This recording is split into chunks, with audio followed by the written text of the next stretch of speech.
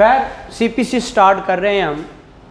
Again हमने बंदे को डायग्नोस करना सीखा कि बंदा मेरे पास आ गया है और वो कह रहा है कि जनाब ये सूरत हाल है। सारी सूरतें हमने लास्ट लेक्चर में देखी थी कि भाई केस करना है, दावा नया है, क्या वो सिविल दावा है, अगर सिविल दावा है तो फिर मैंने किस जगह जाना है, हमने ये सारी डिटेल्स देखी थी। अगर वो कह रहा है जनाब ये दावा चल रहा है तो फिर हमने देखा था कि वो चलते हुआ सेक्शन 10 क्या होता है। हमने देखा था अगर डिसाइडेड है तो वो सेक्शन 11 क्या था, वो उस चीज़ को देखा था। अगर वो डिसाइडेड है तो किन बेस पे हुआ है, अब फ्रॉड पे हुआ है, मिस रिप्रेजेंटेशन पे हुआ है, वांट ऑफ जुरिसडिक्शन है, तो वो आप 12(2) भी देखी थी। अभी पढ़ा कुछ नहीं है, मैंने कहा अभी मैं आपको पढ़ा कुछ नहीं रहा, सिर्फ एक वे बता रहा हूँ कि पढ़ना कैसे है। सीपीसी को ख़ास तौर पे हम बड़ा इसको समझते हैं कि बड़ी औखी है, बड़ी मुश्किल है। मुश्किल ये कोई नहीं है, बहुत ही आसान है। सिर्फ एक वे पता कर ले कि फिर हम जुरिसडिक्शन को भी देखा था लास्ट लेक्चर में, क्या कि आपकी पिक्यूनरी जुरिसडिक्शन क्या होती है, टेरिटोरियल क्या होती है, वो हमने इनको लास्ट लेक्चर में, वो आपको यूट्यूब पे मिल जाएगा, आप देख लीजिएगा। अच्छा, उसके बाद हमने आज जो देखना है, अब हमने ये डायग्नोस कर लिया कि ये सिविल दावा है, इसकी जुरिसडिक्शन इसकी है। हमने कल भी देखा था ओरिजिनल सिविल जुरिसडिक्शन किसकी होती है, डिस्ट्रिक्ट जज की। कहाँ लिखा हुआ जी? कौन सा 9 जी? ओरिजिनल सिविल जुरिसडिक्शन, इसको रख दें, कुछ नहीं होगा जी। सेक्शन 7 किसका? गलत है जी, रिकॉल करें। सेक्शन 7 बताया था सिविल कोड ऑर्डिनेंस का, वो ईयर नहीं पूछा मैंने, सिविल कोड ऑर्डिनेंस, ठीक है, मैंने ये पूछा है सेक्शन बताएं, ठीक है। आप लोग घर जाकर कोई नहीं पढ़ते, फ़ायदा ही कोई नहीं ऐसे पढ़ाने का, मेरे पास पढ़ना है, मेरे पास पढ़ना है, रट लगाई होती है। और मैंने आज के बाद, आज ये सारे सुन ले खोल कर, मेरे पास पढ़ना है तो पिछला लेक्चर आपको फिंगर टिप्स पे होगा। मैं हर रोज़ पहले 5 मिनट आपसे वो डिस्कशन करूँगा, अगर नहीं आता होगा मैं आगे नहीं चलूँगा।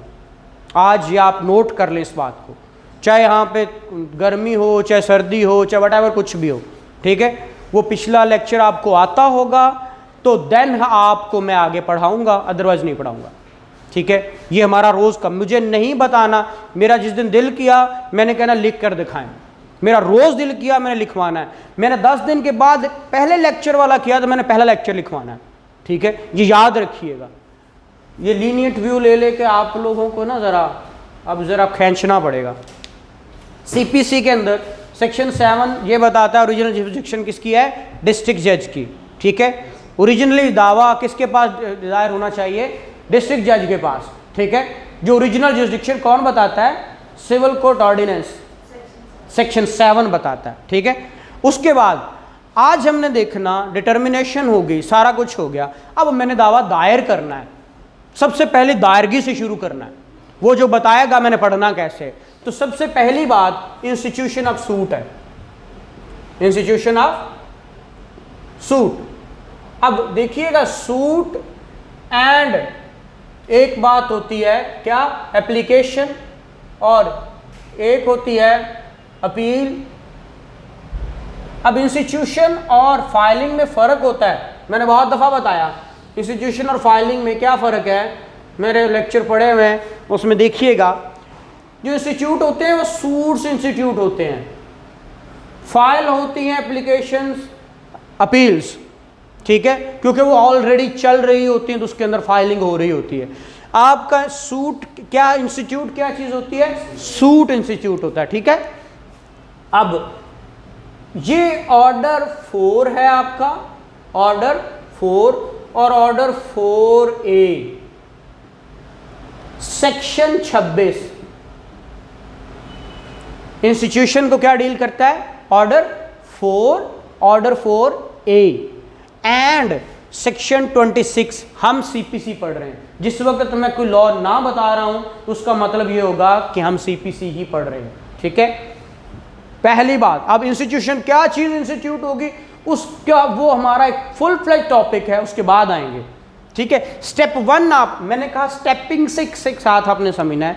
स्टेप 1 क्या हुआ? Institution of suit. अब सूट कैसे बनता है, प्लेंट क्या होती है, प्लेंट के अंदर क्या आएगा, कोड फी क्या होगी, क्या क्या चीज़ें लगेंगी, वो इंशाल्लाह नेक्स्ट लेक्चर में आएगा। पहली बात है कि आपको मैंने सिखाने हैं सारे वेज। पहला क्या काम है, दूसरा क्या काम, तीसरा क्या काम, ये 9-10 आपके जो बनेंगी वो चीज़ें।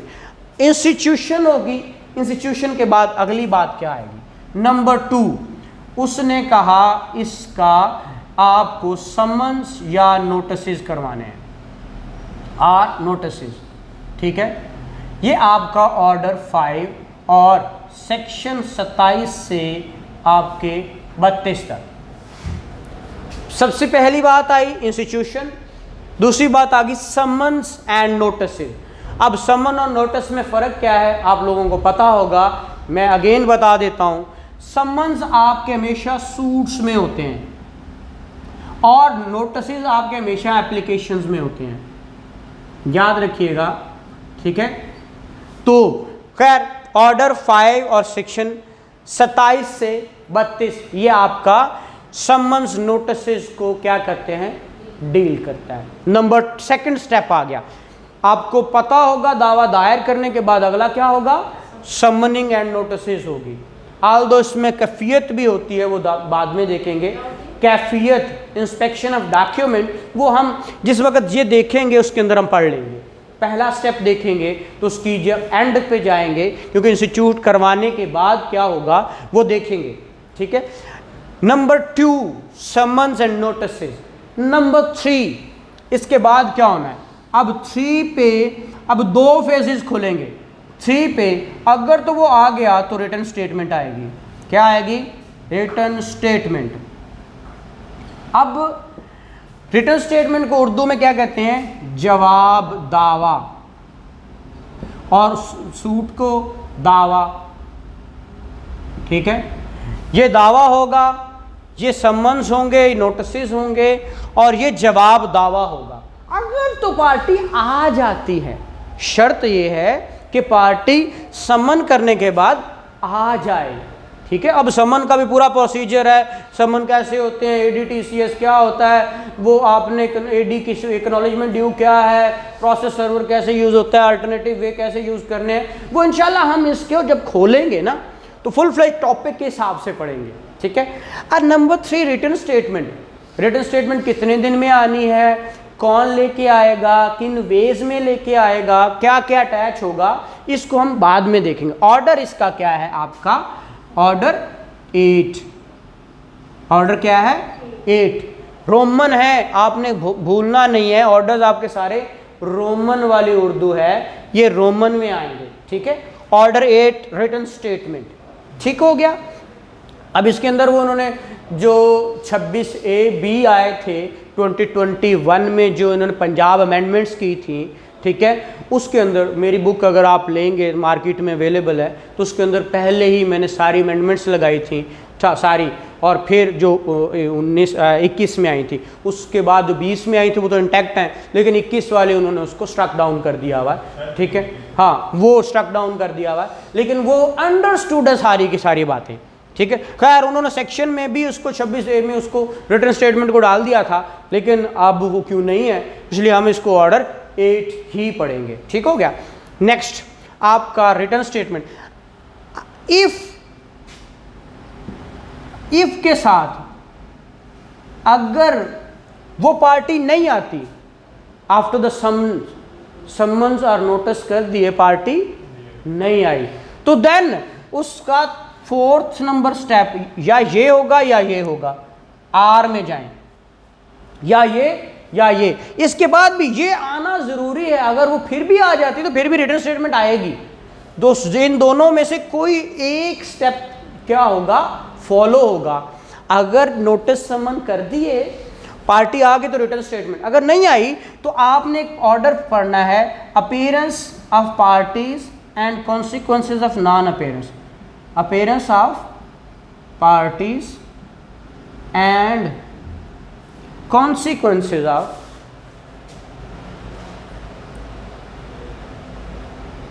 of non-appearance।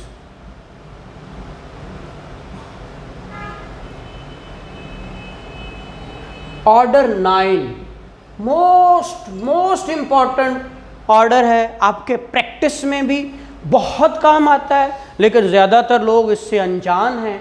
ठीक है, मैं बताऊंगा कैसे अनजान हैं। ये जब इसको खोलेंगे, मतलब रेस्टोरेशन, आपका अदम तलबाना खारिज हो गया, अदम पैरवी खारिज हो गया, डिसमिशन डिफ़ॉल्ट हो गया, उसको रिस्टोर कैसे कराना, जैसे रिस्टोरेशन की एप्लीकेशन ही होती है तो वो पता ही कौन नहीं, या आपका ऑर्डर आपके खिलाफ हो गया, एक्स पार्टी ऑर्डर या एक्स पार्टी डिग्री हो गई, तो 9-13 तो लोगों को पता है, बाकी कोई किसी को नहीं पता। ठीक है, तो ये बड़ा खूबसूरत ऑर्डर है। हम इंशाल्लाह वो 9-2 क्या होता है, 9-3 क्या है, 9-4 क्या है, 9-6 क्या है, 9-9 क्या है, 9-8 क्या है, 9-10 क्या है, ये सारा इंशाल्लाह हम फिंगर टिप्स पे देखेंगे। ठीक है, आज सिर्फ मैं बताने की कोशिश कर रहा हूँ स्टेप कौन से फॉलो होते हैं। ठीक है, या ये होगा, अगर तो नहीं आई, देखो ना अपीयरेंस आ गई तो ये होगा, अगर आके गायब होगी तो क्या होगा, और अगर आई ही नहीं तो क्या कॉन्सिक्वेंसेस भुगतेगी, वो बात है। ठीक है, फिर नंबर नेक्स्ट, अगर तो रिटर्न स्टेटमेंट आ गई, पार्टी भी आ गई।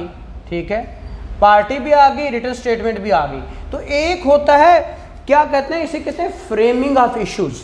क्या वर्ड कहते हैं, फ्रेमिंग ऑफ इश्यूज। ये आपका ऑर्डर 14 है। क्या है, ऑर्डर 14, फ्रेमिंग ऑफ इश्यूज। ठीक है, ऑर्डर 14, ये फ्रेमिंग ऑफ इश्यूज अभी मैं आपको ज़्यादा इसके अंदर नहीं ले जाना चाह रहा, क्योंकि हम इंशाल्लाह इसको फुल फ्लैज पढ़ेंगे। अभी सिर्फ इतना देखें कि जो दावा, क्या कहते हैं, प्लेंट प्लस रिटर्न स्टेटमेंट आती है ना, तो उसमें से जो पॉइंट्स ऑफ कंट्रोवर्सी होते हैं, पॉइंट्स ऑफ कंट्रोवर्सी, जिस पे कोर्ट शहादत मंगवाना चाहती है, वो कोर्ट्स इशू फ्रेम कर देती है। आप ये देखते हो कि प्लेंट में वो ये कह रहा है, रिटर्न स्टेटमेंट में वो कह रहा था, यहाँ पे डिफरेंस आ रहा है, यहाँ पे कंट्रोवर्सी आ रही है। ठीक है, जो कॉज ऑफ एक्शन है, इस असल वजह ये है, जिसको आपने देखा होगा, इशू फ्रेम करना भी इंशाल्लाह सीखेंगे, या आपके पेपर्स में आ जाता होता है। वो कहता है वेदर, जब इशू फ्रेम करना वेदर से शुरू किया आया कि ये, अब फिर ऑनर्स ऑफ प्रूफ भी बताएगा किस पे है, तो वो चीज़ें आगे चल के हम देखेंगे कि वो क्या होती हैं। तो फ्रेमिंग ऑफ इश्यूज आपके ऑर्डर 14 के अंदर, ये जब प्लेंट और रिटर्न स्टेटमेंट आ जाती है तो दोनों का इंस्टांस कोर्ट के सामने होता है कि दावा भी आ गया और जवाब दावा भी। अब इसमें से मैं पॉइंट्स निकालूँ जिस पे मैंने शहादत लेनी है। किसको कहूँ, अब आपने माजरत के साथ आपने अक्सर शहादत होते भी देखी होगी, किसी ने कोई ख्याल नहीं करना कि चीफ किस पे करवाना है, उन्हें प्लेंट पढ़ के उहदे ते चीफ करा रहे हैं, और उन्हें रिटर्न स्टेटमेंट पढ़ के उहदे ते चीफ कराना है। हालांकि आपके ऊपर सारी चीज़ का आ बैल मुझे मार, वो वाली बात, आपके ऊपर जो ओनस है, जो बार है, उसको साबित करना है ना। आपने कभी देखा है इश्यूज, एक इशू आपके ऊपर है, आपने उसी को साबित करना है, बस। आप सारी प्लेंट उसको पढ़वा रहे हैं, एक एक फैक्ट को आप दे रहे हैं, जो कि शायद आप वो अगर गलत बोल जाए, उस पर फिर उस बात पे क्रॉस हो, तो आपके गल में खुद ही अपने गले से तुसी जगह पा रहे हो। ऐसा मैंने मेजोरिटी देखा कि उसको कोई बॉदर कर ही नहीं रहा होता फ्रेमिंग ऑफ इश्यूज़ को, वो सारे के सारे, हालांकि उसने तो देख रहे इश्यूज़ हैं, उसी को डिसाइड करना। ठीक है, लेकिन हमारा मेजोरिटी ऐसा नहीं हो रहा। खैर, इससे निकल कर फ्रेमिंग ऑफ इश्यूज, जब इशू फ्रेम होते हैं उसके बाद एक काम करता है कोर्ट, वो कहता है लिस्ट ऑफ विटनेसेस लेके आओ, लिस्ट ऑफ विटनेसेस। ये 7 डेज का टाइम देते हैं, 7 दिन का, और ये ऑर्डर आपका है 16 XVI 16 रूल 1। ठीक है, आपका order 16 list of witnesses, order 16 rule 1, ये किसको डील करता है, आपके लिस्ट ऑफ विटनेसेस को। क्योंकि इशू फ्रेम किए हैं तो अब आपके गवाह भी आने हैं ना, तो आप हर पार्टी, बोथ पार्टीज, आपको क्या करें, अपने अपने जो गवाह पेश करने हैं उसकी लिस्ट प्रोवाइड की जाए। ठीक है, तो वो असूलन हमें पहले दे देनी चाहिए, अगर नहीं पहले दी तो फिर ये 7 दिन दिए जाते हैं बाज़-औक़ात आपको पता ही नहीं लगता इशू फ्रेम कब हुए, इसलिए कोशिश करें कि पहले दिन से ही क्या कर दें, आप लिस्ट ऑफ विटनेस अपने साथ लगा दें, वो फिर वो कंसीडर हो जाती है। बाज़-औक़ात लोग फिर रहे होते हैं, यार लिस्ट ऑफ विटनेस नहीं देती सी तो सानू हुण राइट ही उन्होंने साड़ा क्लोज करता, की करिए हो। तो इसीलिए कोशिश करें, हम जब दावा इंस्टीट्यूशन देखेंगे तो फुल फ्लैज चीज़ें देखेंगे, क्या क्या साथ लगाना है जो ज़रूरी भी होता है। ठीक है, सिविल कोई मुश्किल नहीं है, यही पॉइंट्स हैं, इसी को डिस्कस करना होता है और कुछ नहीं है। बाकी तो मिसलिनियस चीज़ें हैं ना, अब हांडी बनानी है, पैने तो प्याज ने तो या फिर वैसे टमाटर पैना तो घी पैना तो सब्ज़ी या कोई भी पैना, बाकी तो सारी आपकी खूबसूरती चीज़ें हैं ना, जहाँ जिस चीज़ की ज़रूरत है, मैंने ये फ़लाँ चीज़ भी इसमें डालनी है, फ़लाँ चीज़ भी डालनी है, तो वो तो आपके इंग्रेडिएंट्स हैं। जहाँ किसी चीज़ की ज़रूरत पड़ गई, ना जी ना यहाँ पे ये नहीं, ये इफेक्ट करती तो मैं एक और चीज़ लेके आऊँगा, तो वो बाकी सारी मिसलिनियस पूरी की पूरी सीपीसी मिसलिनियस है। मैं आपको वो हम देखेंगे क्या चीज़ें कैसे जुड़ती जाती हैं। सीपीसी बड़ी इंटरेस्टिंग है, बहुत इंटरेस्टिंग है। जैसे सीआरपीसी इंटरेस्टिंग है, ऐसे सीपीसी भी बड़ी इंटरेस्टिंग है, लेकिन इंटरेस्ट किस तरह लेके पढ़ा जाए। वो कहते हैं ना, कोई भी चीज़ उस वक्त आपको अच्छी लगती है जब उससे मोहब्बत हो जाती है। ठीक है, उस वक्त तक वो चीज़ अच्छी, आप कुछ भी दुनिया में करना चाहें, उससे मोहब्बत कर लें, वो चीज़ अच्छी लगने लग जाएगी। अगर नफरत करते रहेंगे वो कभी अच्छी नहीं लगेगी, और आप कभी उससे मोहब्बत कभी आप उसको लेकर पार भी नहीं जा सकते, हमेशा आप खलश में ही रहेंगे, क्योंकि आपको उससे मोहब्बत ही नहीं है। तो जो चीज़ आप पढ़ना चाहते हो, जो चीज़ के साथ आप आगे जाना चाहते हो, उससे मोहब्बत कर लें। जब मोहब्बत हो जाएगी सारी चीज़ बड़ी खूबसूरत लगेगी। हाँ हाँ, क्या बात है जी, मेरा महबूब तो कहते हैं भावें काला भी हो तो बड़ा खूबसूरत होता है। ठीक है ना, वो तो अपनी वो कहते हैं ना, देखने वाले की आँख है ना, उसको कैसे देख रहा है। ठीक है ना, मोहब्बत में है ना, जैसे मोहब्बत होती है सारी खामियां छुपी रहती हैं, और जब नफरत हो जाती है वो सारी खूबियां ख़त्म तो खामी एक हावी हो जाती है। तो ये चीज़ें, इसलिए इसको मोहब्बत करेंगे, सीपीसी बड़ी इंटरेस्टिंग है। ठीक है, अच्छा, लिस्ट ऑफ विटनेसेस के बाद अगली बात क्या है, नंबर 7, आपका एविडेंस। एविडेंस, शहादत, आपका ऑर्डर 18 XV III, ऑर्डर 18, और इसके साथ पूरा का पूरा कानून शहादत। मैं इससे पहले कहता होता हूँ ये सो रहा होता है, ये कानून शहादत क्या रहा होता है, इससे पहले सो रहा होता है, उसने कुछ नहीं देखना। वो कहता है मेरी बारी नहीं आई तो मैं कितों आवा, उसकी बारी नहीं आ रही होती तो वो सो रहा रहता है। जब यहाँ आता तो फिर वो आंखें खोलता, हाँ जी मैं आ गया हूँ। तो फिर कोर्ट ने भी वो देखना है और आप वकला ने भी देखना है कि चीफ किसका होना, कौन कॉम्पिटेंट है, कौन कॉम्पिटेंट नहीं, क्या रेलेवेंसी है, इसकी रेलेवेंसी नहीं है जनाब, ये हॉस्टाइल हो गया, ये भला हो गया, सारा का सारा एडमिसिबिलिटी भी आ गई, डॉक्यूमेंट्री एविडेंस भी, ओरल एविडेंस भी, मीनिंग देयर बस सारा कुछ यहाँ पे आगे अप्लाई हो जाना कि भाई क्योंकि लिस्ट ऑफ विटनेस आ गई, अब तो विटनेस की बारी है, तो विटनेस जब आएंगे तो शहादत होगी, ऐसा ही ना, जब शहादत होनी तो फिर क्यों है, सोनिया आना ही आना। लेकिन मैनर्स सारे यहाँ उसने बताए हैं, ये वही मैंने जो 353 में उधर बताया है सीआरपीसी में, सारे के सारे वही हैं। ठीक है, कुछ चेंज नहीं है, जहाँ पे भी जाएंगे। इवन दो कि अगर कहता है आपका फैमिली लॉ, तो वो भी कहता है कि सीपीसी अप्लाई ना करो ना क्यूएसओ करो, लेकिन वो सारी बातें अपने अंदर यही बताता है, तो मैनर्स और कहीं है ही नहीं। यहाँ पे एग्जॉस्टिव दिए हुए बड़े बड़े ढेर सारे बताया हुआ कि शहादत किस तरह होती है। जैसे यहाँ पे उसने 130 में बताया था कि कैसे मैनर्स होते हैं, कौन शहादत पहले देता है, उसने कहा जैसे प्रैक्टिस होती है वैसे ही आते हैं, तो कोर्ट की मर्जी पहले किससे शहादत मंगवा ले, पहले चीफ करवाना है तो नॉर्मली प्लेंटिव को कहा जाता है आप अपनी एविडेंस लेके आएँ, तो वो बातें। अच्छा, एविडेंस आने के बाद क्या होगा, अगली बात 8 नंबर पे वो आपकी जजमेंट आएगी। क्या आएगा, जजमेंट एंड डिक्री। एविडेंस हो गई, आपके फाइनल आर्ग्यूमेंट्स इसी के अंदर होंगे। जो फाइनल आर्ग्यूमेंट्स होंगे उस वक्त कोर्ट क्या डिक्लेयर करेगी, जजमेंट एंड डिक्री, जो कि आपका ऑर्डर 20 है और सेक्शन 33 है। ऑर्डर 20 और सेक्शन, ये जजमेंट क्या होती है, ऑर्डर के जजमेंट डिक्री में क्या फ़र्क है, इंशाअल्लाह हम इसको एक एक चीज़ को फिंगर टिप्स पे देखेंगे और इतनी खूबसूरती से देखेंगे, आप कहेंगे हैरान हो जाएंगे कि इतनी आसान चीज़ें हैं। ठीक है, सिर्फ और सिर्फ इंटरेस्ट लेना है। इसीलिए मैं आपको आज सारी सीपीसी पढ़ा के जाऊँगा।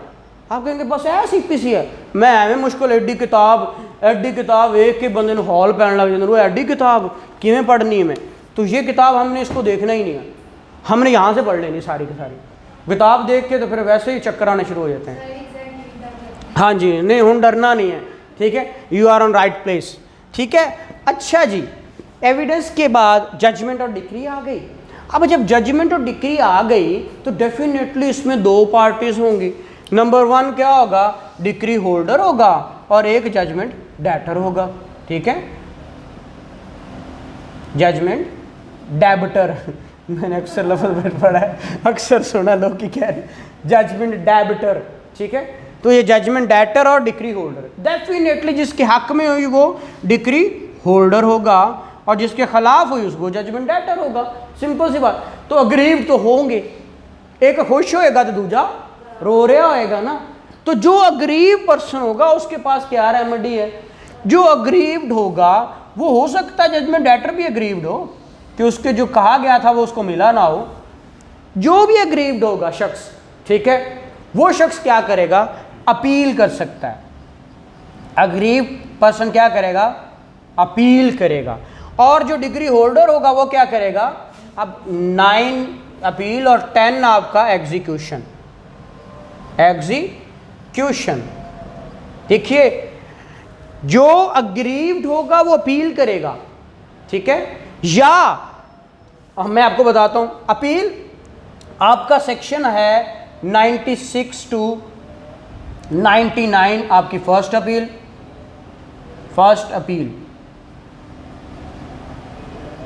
आगे सेक्शन 100 टू 103 आपकी second appeal and appeal against appealable orders 104 आपका अपीलेबल ऑर्डर्स। और जो आपकी 96 के साथ और इसका ऑर्डर 41, 41 और इसके साथ ऑर्डर 42 और इसके साथ ऑर्डर 43 रूल 1, ऑर्डर 43 रूल 1, ठीक है। यहाँ पे आपने देखिए कि अग्रीव शख्स क्या करेगा, आपका अपील दायर करेगा या अपील के, अब अग्रीव तो अपील करेगा लेकिन जो आपका डिग्री होल्डर है वो एग्जीक्यूशन में जाएगा। कहाँ जाएगा, एग्जीक्यूशन में। और एग्जीक्यूशन कौन से लॉ के तहत होती है, ऑर्डर 21 और सेक्शन आपका 36 से 74 74। जी बेटा कैसे हो, ठीक है, किमें आज भुल गए हो, नाल वाले दफ्तर से इधर आ गए, मैं क्या दफ्तर ਤੁਹਾਡਾ नाल सी है। अच्छा, तो डिक्री होल्डर आपका एग्जीक्यूशन दायर करेगा ऑर्डर 21 एंड सेक्शन 36 से 74। और जो अग्रीव्ड है वो अपील करेगा, अपील में से इनमें से कोई एक अपील होगी। First appeal 96 to 99 order 41 first, second appeal. अब ये होती क्या है, कब होती हैं ये, अब कितने अरसे में होती हैं, ये कतई नज़र वो हम इसको जब एक एक चीज़ को खोलेंगे तो चीज़ें आपको समझ आती जाएंगी। आज मैं सिर्फ आपको पूरी सीपीसी का ओवरव्यू दे रहा हूँ कि सीपीसी को कहाँ से लेके कहाँ तक पढ़ना है, कहाँ से शुरू करना है और कहाँ तक पढ़ना है। आधा कम कोई नहीं है। अजी आप गर्मी बहुत ही या फिर ये नहीं चलन दे, इनू थले करना था, मुँह थले कर, ठीक है। ऐसी सूरत हाल में अच्छा, अब अपील, इसके बाद एक और रेमेडी भी होती है। अपील ने अब कोई शख्स रिव्यू करना चाहता है, क्या करना चाहता है, रिव्यू, तो रिव्यू भी हो सकता है। नंबर 11 रिव्यू के लिए आपका सेक्शन 114 है और आपका जो ऑर्डर है वो 47 है, ऑर्डर 47, रिव्यू का ऑर्डर 47 एंड सेक्शन 114 रिव्यू। ये इनका पेन ही ख़त्म हो गया, खैर वो देखते हैं। नंबर 11 रिव्यू और सेक्शन 114 और ऑर्डर 47। और इसके बाद रिवीजन आपका नंबर 12 पे, रिवीजन आपका सेक्शन 115 और ऑर्डर कौन सा क्या है, 52 है, रूल 1, ठीक है। तो यहाँ तक आपका पूरी सीपीसी का प्रोसीजर जो चलेगा वो यहाँ से यहाँ तक चलेगा। एग्जीक्यूशन बहुत बड़ी एक बला का नाम है। डिग्री कराना औखा नहीं है, एग्जीक्यूट कराना औखा है। ठीक है, डिग्री तो शायद अरसे बड़े जल्दी हो जाए, लेकिन एग्जीक्यूट कराने च नस्लां लग जाएंगी।